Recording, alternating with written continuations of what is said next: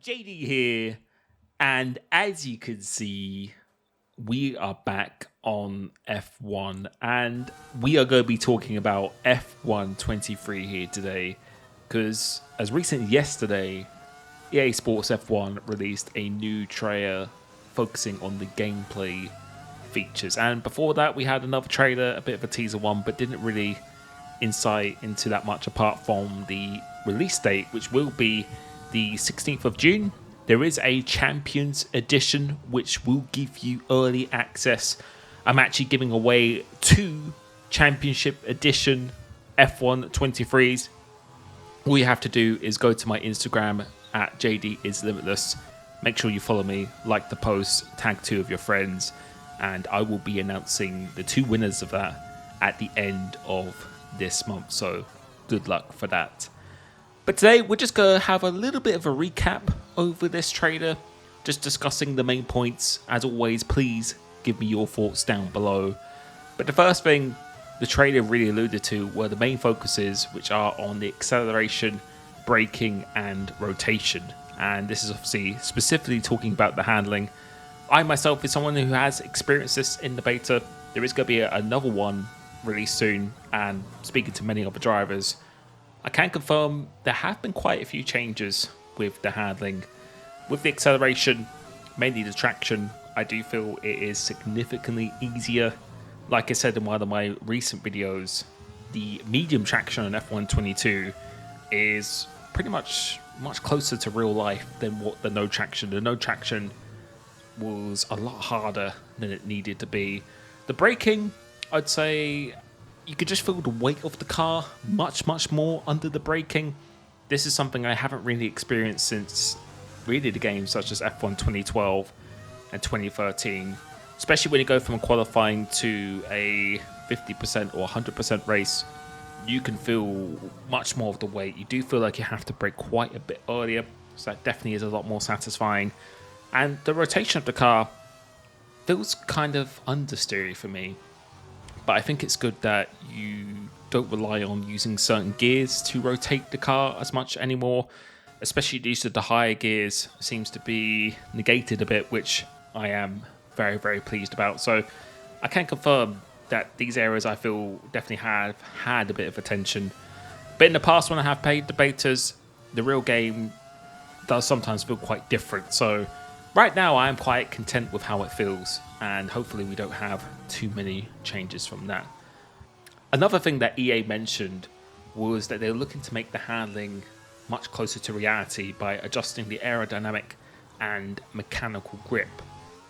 What I will say is that the F1 games, the official ones, have never been a sim. I don't think they ever will be, and for me that is absolutely fine. What I really require, and something that I probably disliked the most about F1 22, was after they did that major handling update where I actually felt like it was quite satisfying at the beginning. I feel like there needs to be more of a skill gap. It needs to create good racing, and it needs to be fun to play. If the racing is good, you can overtake people, you can have fun, the contact model and the damage model is accurate, and it's not too unforgiving, then I think it doesn't really matter so much what the handling feels like. As long as you deliver good racing and it's a fun experience and it's consistent as well. Yes, I think having it a bit more realistic, especially with the gears you use and being able to recover the car, and it's a bit easier on the traction. Those are things I definitely would have loved for F1 22, but in terms of everything else in the dynamics, as long as it's good, it's fun to play, creates good racing, then that's really what I'm looking for. More specifically, they have said the floor of the car has been adjusted to create a bit more of a realistic experience over the curbs. And on F1 22, I don't know if it was because it was unrealistic, but I think there were a lot of curves that did auto spin you and spit you out quite easily, and especially if you change the FPS and things like that. So hopefully that has something they have been addressing. Another interesting point they raised was the precision drive, which is more tailored towards, or pretty much focused for, controller players. I myself, I used to be on a controller for 6 to 7 years at a competitive level. We even qualified for F1 esports using a controller. And I have felt really since 2018 to 2019 onwards, the controller hasn't really felt that satisfying to play. There's been quite a big input delay when you have been using that device. So it's going to be interesting to see if that's something that has been fixed, because I do feel probably a lot of players don't know what the actual split is, but I think there is quite a big market for the controller players on this game. 35% race distance. This is something I think we should have had maybe a couple of games ago now.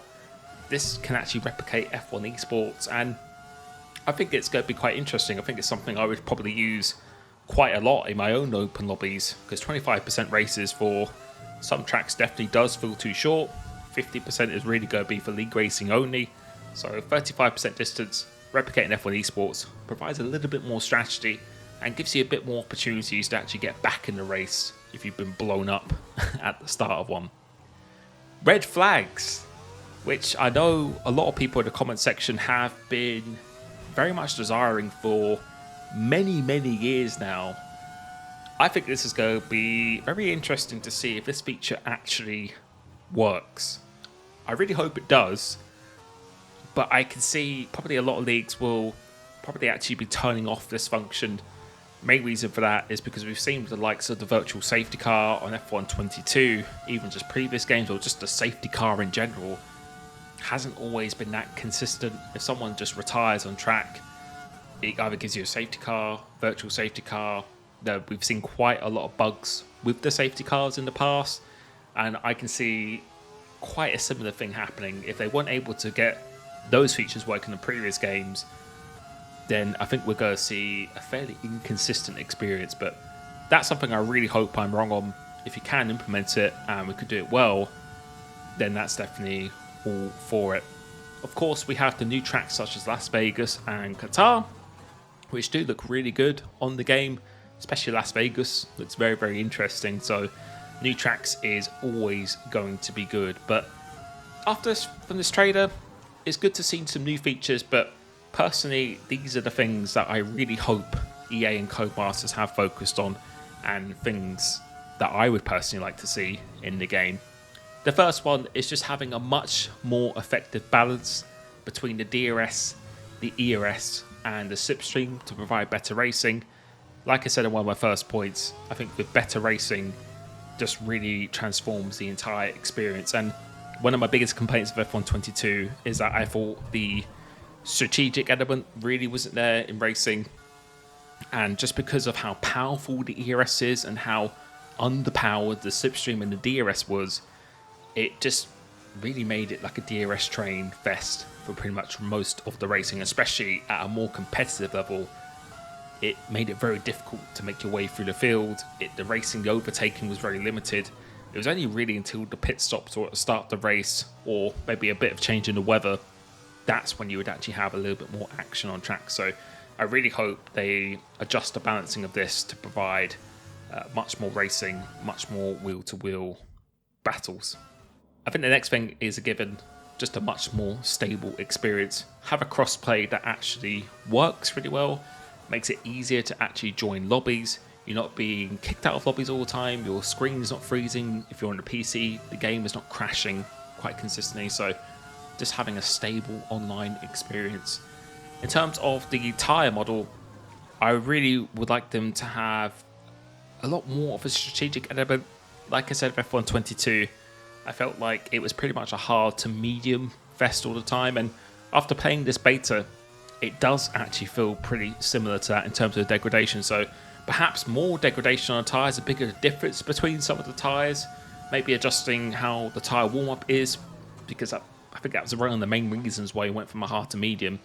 When you went from a medium to a hard tyre, the hard tyre just took so long to warm up. You would often be overcutted by many of your competitors. So I'd really pretty much would like to see a tyre model very similar to F1 2020, where it really was about who could actually perform best on the harder tyre, and just have a lot more strategic options to play with. Really, some bonus things would be things such as classic cars. I'd love it if they just brought back the F1 2020 classic cars, more older tracks, and also bringing back the short circuits such as Silverstone Short, Bahrain Short, Kota Short.